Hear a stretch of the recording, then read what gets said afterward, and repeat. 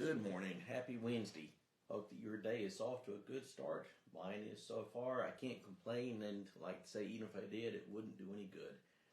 Got a second cup of coffee in my actual real office this morning.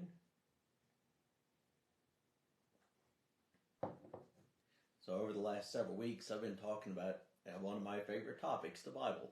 I talked about one session. I talked about some of the best translations to get if you were going down to the Christian bookstore. There's one here in Hamlet now, or going on Amazon or wherever you wanted to buy a Bible. I mentioned 4 or 5 different translations that were good. I talked about how to use a study Bible and mentioned 2 or 3 study Bibles that were good. And since then, I've been talking about how we can pick up a Bible like this one. It's just an ordinary Bible, no study notes at the bottom of it. How you can pick it up and begin to read it and interpret it without having to use the cheat sheet, which is the notes in a study Bible. And remember, the notes in a study Bible are not inspired. Some notes are really good, some are terrible. The inspired part is above the line. The not inspired part is below the line. So some of the tips, some of the clues for how to read and interpret the Bible. I mentioned right off the bat, always consider context. What chapter is your passage in? What part of the book? What book is it in? Always consider the context. And then I talked about always pay attention to the type of literature reading. You read Psalms differently than you read Psalms that are poetry. You read that differently than you would read something apocalyptic, like the last portion of Daniel. You read the Gospels a little differently than you would read Revelation. And that's okay. You read science fiction differently than you read history. And then last week, I talked about how when we are reading the Bible, we need to be very observant. Be really observant to read what is there and not read into something what isn't there.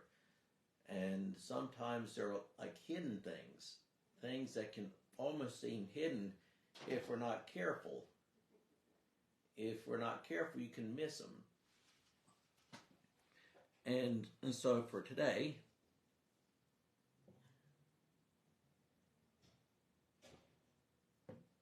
I guess this will be rule number 4 in interpreting the Bible.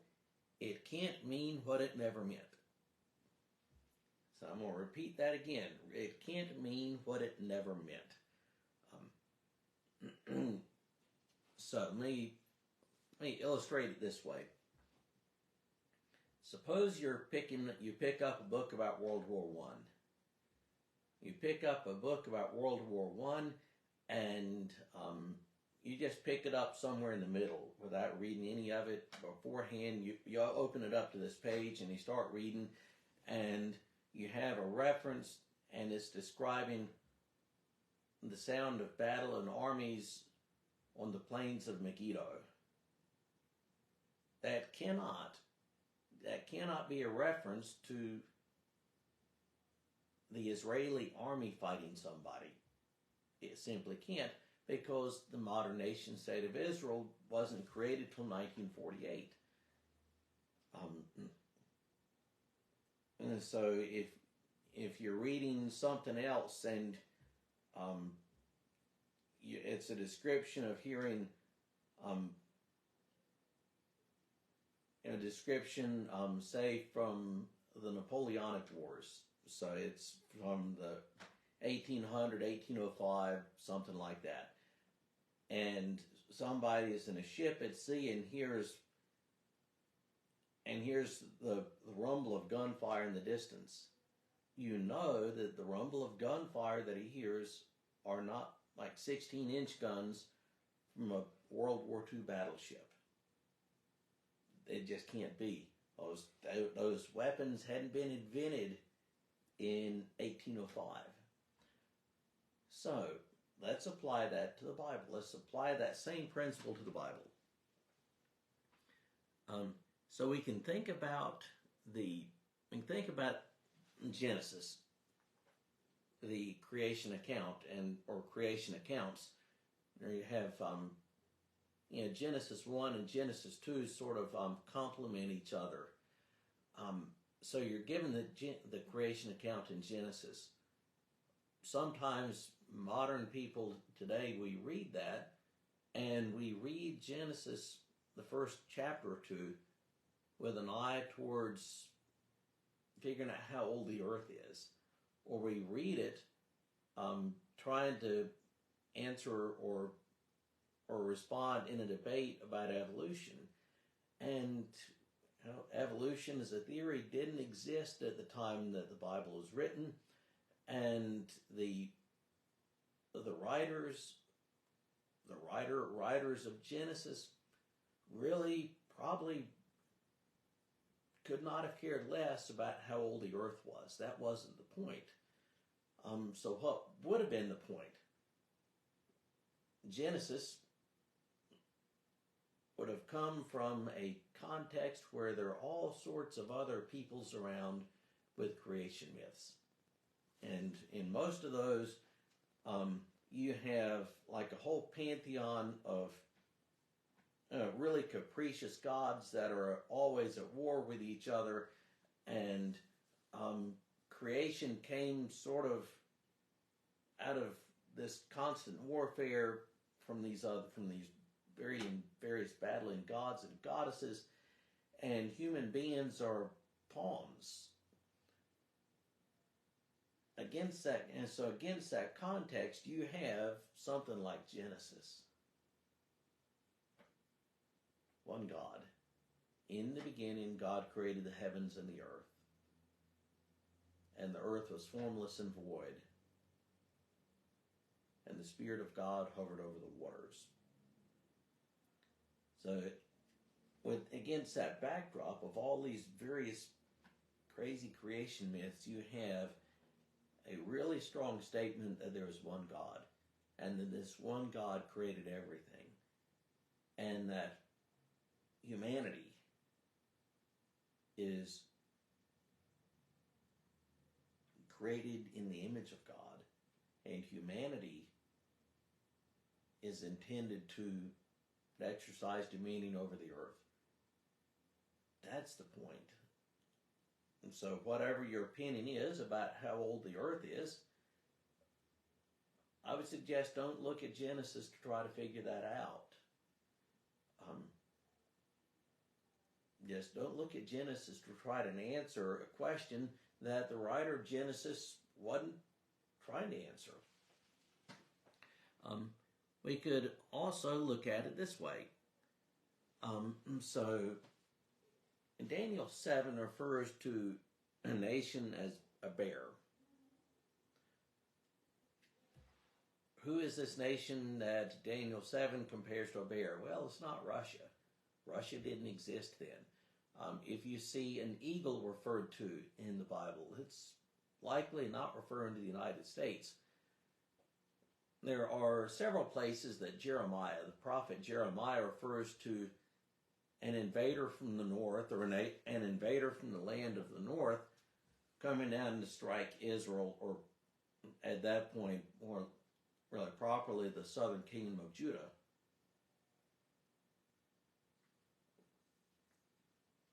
And that invader from the land of the north wouldn't be Russia. Russia did not exist at the time Jeremiah lived. But what Jeremiah would have been really concerned about and was trying to warn his people about were the Babylonians. Yet, directionally speaking, Babylon was east of Judah. But the route over which the Babylonian armies traveled, they would have actually been coming from the north. They would have gone up and then down from the north. So the Babylonian armies, when they invaded Israel, they would have come from the north. So when you read Jeremiah or Daniel and it refers to a bear, it's not Russia. Refers to an invader from the north, it's not Russia, because Russia didn't exist as a nation at the time. Jeremiah is warning his people, there is disaster coming. Yeah, it is prophetic. It is prophetic in terms of predicting what's going to happen. You're going to be destroyed. But it's not Russia attacking the modern nation of Israel. It's Babylon that is breathing down the necks of his home people of Judah.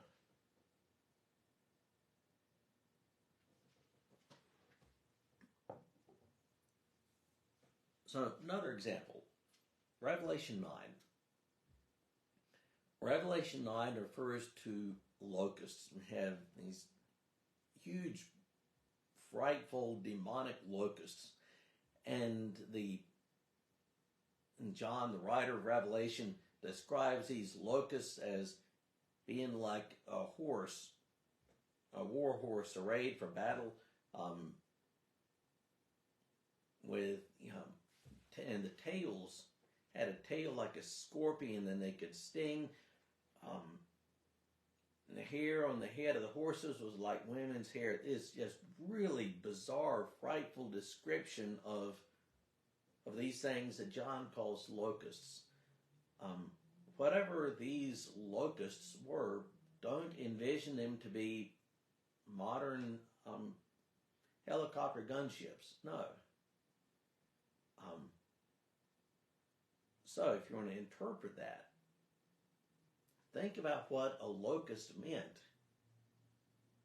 in the ancient world, or actually even in agrarian societies today. What do locusts do?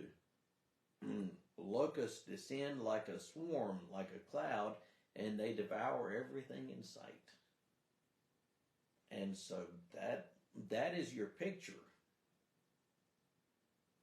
That's the picture. Don't read Revelation 9 and envision these locusts to be Apache gunships. No.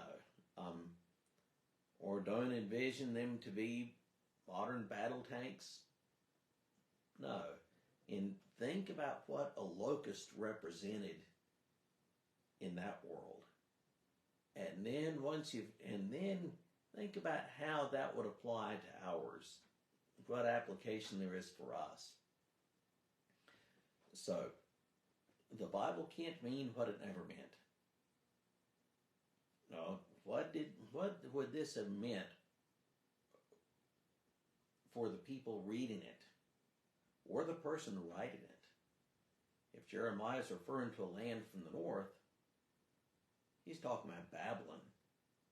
The Babylonian army is coming from the north to invade.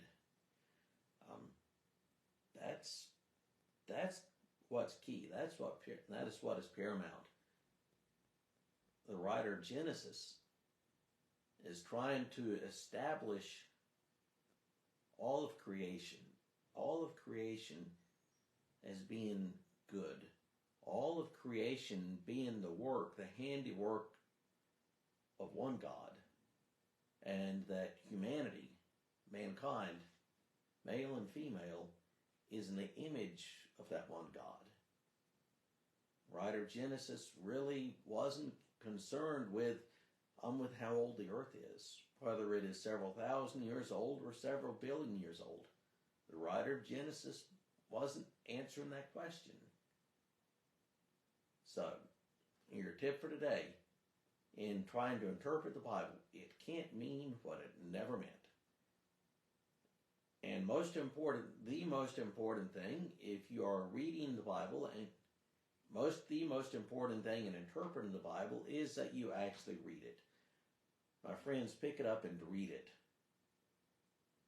Please don't say, I believe what the Bible says, but never read it. Pick it up and read it. Pick it up and read it. If you have a Bible in your house, pick it up and read it. the Bible says this, the Bible says that. Pick it up and read it. And one more thing that I will mention, almost, which may be worth a session of coffee on its own. As you're reading the Bible, you should from time to time feel that word crunching your toes. No matter where you are, politically right or left, or theologically liberal or conservative, wherever you are in that, from time to time, if you're reading the Bible and being honest, you're going to find your toes being crunched. And if your toes aren't being crunched once in a while, you're probably not reading it very well. So, with that as a final word, read the good book. Read the good book. Have a great rest of your day.